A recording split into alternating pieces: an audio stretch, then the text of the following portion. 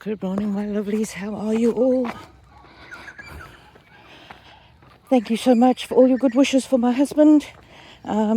He is doing better after his snake bite. And actually, I'm going to tell you a story. This is his second snake bite since we've been in Australia. So I'll tell you that in a minute. So he's doing much, much better. He feels like he's been run over by a truck, but he's exhausted and painful and all of that. But his leg is looking much better. He's been sleeping a lot, which has been good. He's had to cancel a few events, which is so unlike him. He never cancels anything. I'm trying out this new phone holder for when I'm walking, but it looks to me like the picture is very jerky. I can't really tell. So please comment below and let me know if it's better or worse than my normal walk-in videos. I've got this phone holder so I don't have to actually hold the phone when I'm walking.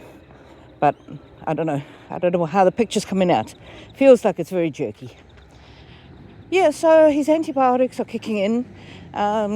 Infection is definitely slightly improved. Hopefully by today or tomorrow, he'll be even better again. So yeah, thank goodness. He's out of the woods, he's out of danger, Oh, poor guy, he's really had a tough time. So I'll tell you this is his second snake bite. I'll tell you about the first one. It was a few years ago. Now, I haven't had a birthday party in many years because I'm not very sociable. But I decided this one year I'm going to have a birthday party. And so we had all the guests invited. We were busy, getting everything ready. And my husband leaned on the pool fence and he thought a wasp bit him. Because he came in and he said, "Ow, something bit me. It's really painful." And then he said, "It's really, really, really painful. Can you have a look?" So I looked at it and I saw the two fang marks, very distinctive of a snake bite. So it was on the bottom of his arm. So I took a photo and I showed him, and we're like, "That is definitely a snake bite." So what happened? He was leaning against the pool fence, and the paramedics told us later that snakes, when it gets very wet, they like to come up from the ground. And they often hang out on fences because then they can get, nice and warm. Anyway, he didn't see it, so we didn't know what it was, what kind of snake it was. Turned out later that it was an eastern brown, and they knew this because they took a swab. And an eastern brown is the second most deadly snake in Australia. It kills more people in Australia than any other snake. Now, there are a couple walking towards me, so I'm going to pause just to give them their privacy. Then I'll talk to you again in a second. Okay, where was I? Oh, yes, party. So,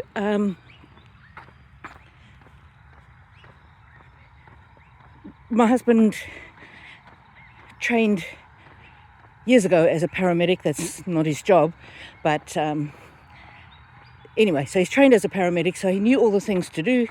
So we bandaged up his arm in a special way that you do when you've had a snake bite. Made him sit down, put his legs up, keep him very calm, rang the ambulance immediately. And, we're out in the sticks. You can see we're in a beautiful place that's not very close to anything. And, the paramedics got here, the ambulance got here in 6 minutes. I couldn't believe it. They were so fast. And I went out, to show them where to come when they got to our place. And I've never, ever been so pleased to see anyone in my life. And the guy come running in. He had anti-venom in one hand and an EpiPen in the other hand. And anyway, my husband wasn't doing very well at that stage. So they spent the time stabilizing him. And then they took him off to hospital. Oh, there's a bird on the wire. Can you see it? How come I can see it? Oh, there he is. So cute. Anyway, so they took him off to, I think that might be a kookaburra. Maybe, maybe not. Anyway, so they took him off to hospital. This is now the morning of my party. My party is supposed to be in the afternoon. No, it's not a kookaburra. And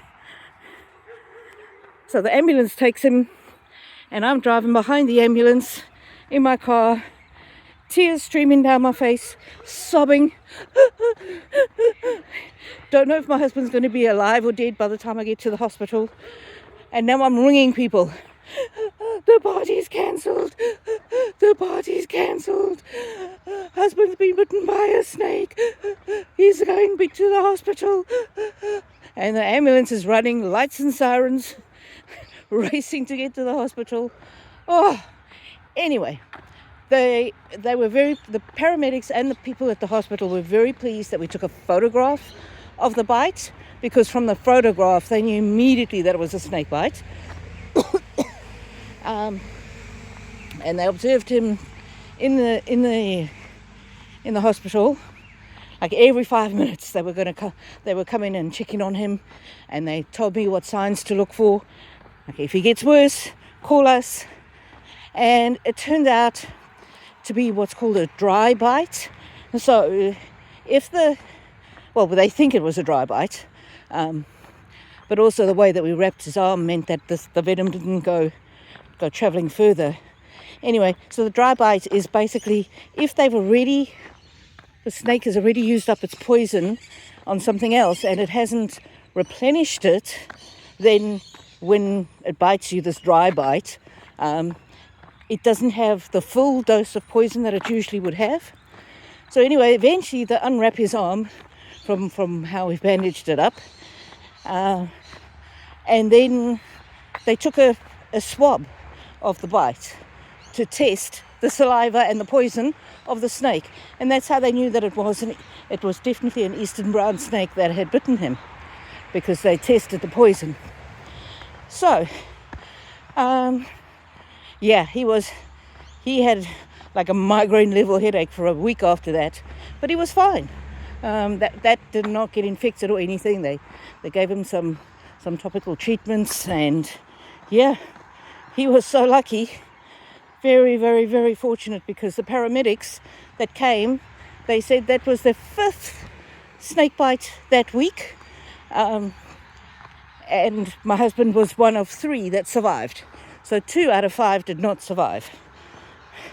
So I reckon he's pretty lucky. I mean, he's unlucky to be bitten by snakes, but who gets bitten by a snake once in their life? That's like, I don't know, is the chances more likely of getting hit by lightning than getting bitten by a snake?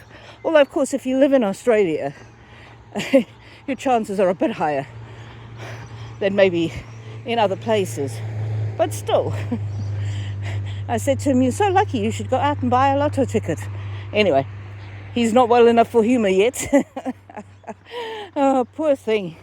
Yeah, he just really feels like rubbish at the moment. But at least the antibiotics have stopped the infection from spreading, and I can see it's getting a little smaller, the infected area. So, yeah.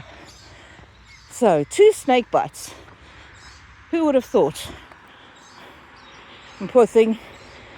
Now, my husband loves to cook, but yesterday when I got home, well, he slept virtually the whole day yesterday, and he never does that.